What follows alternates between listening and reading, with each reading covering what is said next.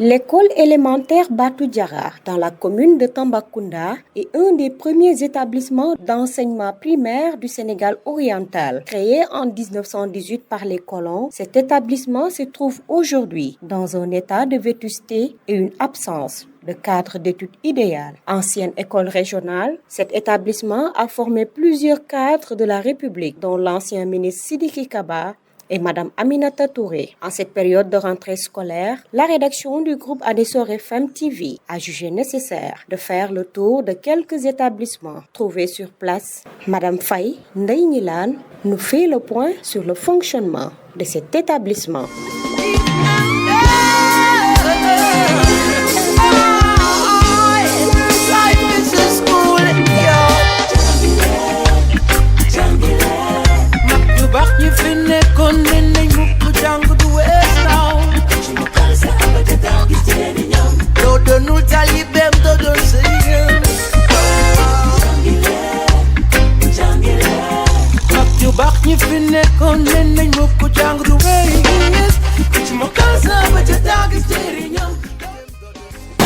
L'école Batou Diarra est la première école régionale de Tamba.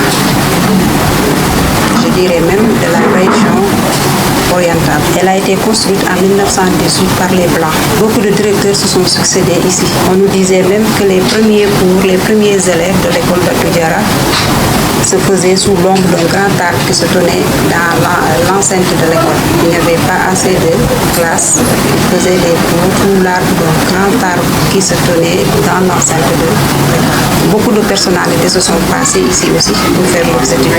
Et parmi lesquelles on peut citer Sidiki Kaba, le ministre, l'ex-premier ministre Mimi Touré, Aminata Touré, dont ces photos sont là, accrochées sur le mur. Beaucoup de personnalités en tout cas se sont passées ici, pour ne citer que ces deux-là. Mais actuellement, l'école souffre de la vétusté de ses infrastructures, à savoir les classes. Les classes sont vieilles, les toitures ne tiennent pas, la cour de l'école aussi. Vous avez vu la cour de l'école, on peut passer partout. Les animaux divaguent dans la cour de l'école. Les motos Jakarta passent, parfois même les malades mentaux passent. Un jour, il y a un malade mental qui m'a trouvé ici. Il est entré direct dans le bureau. J'avais la chance parce qu'il y avait les collègues qui étaient là. C'est eux qui l'ont fait sortir. Et donc, pour dire que nous ne sommes pas en sécurité. Les élèves ne sont pas en sécurité, les enseignants non plus. Et je profite donc de l'occasion pour lancer un appel à toutes les bonnes volontés, aux autorités compétentes de nous aider à relever le mur de la clôture de l'école Batou Diarra. Parce que l'école Batou Diarra ne mérite pas cela. Beaucoup de personnalités sont passées ici. Elle est la première école régionale. Pour cette rentrée scolaire 2025-2026, les enseignants ont répondu à l'appel ce lundi 6 octobre 2025. Sous cet angle, la directrice nous fait savoir que l'école élémentaire Batou Diarra compte 12 classes, dont 9 fonctionnelles, avec 486 élèves, d'où un surnombre d'élèves dans les salles de classe. En tout cas, c'est tout ce que j'avais à dire sur l'école Batou Diarra. Les enseignants ont répondu à l'appel. Ils étaient tous présents ce matin. D'ailleurs, on a tenu notre réunion de rentrée. Ici, nous avons 9 classes avec 486 élèves. Vous voyez, avec 486 élèves, nous avons 9 classes seulement. Et donc, ça ne suffit pas. Parce que l'école était une école de 12 classes. Mais avec l'installation du CRFPE à l'intérieur de l'école, on est obligé de les céder des salles de classe.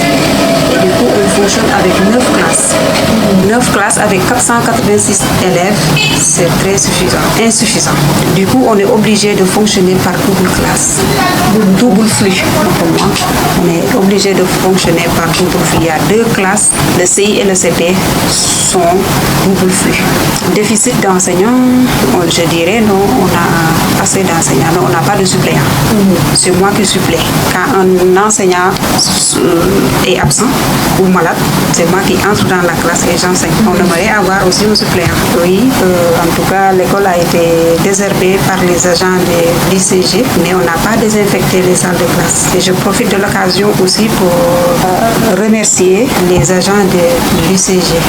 Nous les remercions très sincèrement parce que grâce à eux, on pourra effectivement faire le 8 octobre. Ilan Faye, directrice de l'établissement depuis octobre 2023, a souligné que l'école souffre aujourd'hui d'un manque d'infrastructures et rappelle que c'est un établissement d'application qui reçoit un nombre important d'élèves maîtres en dépit d'enseignants suppléants, du manque d'espace, mais aussi une insécurité qui perturbe la quiétude des pensionnaires. Ilan Faye lance un cri de cœur aux autorités locales pour la réhabilitation de l'école Batou Diarra, à savoir relever le mur de clôture, les toiles qui s'envolent en période d'hivernage, les animaux qui divaguent dans la cour de l'école et les malades mentaux errants.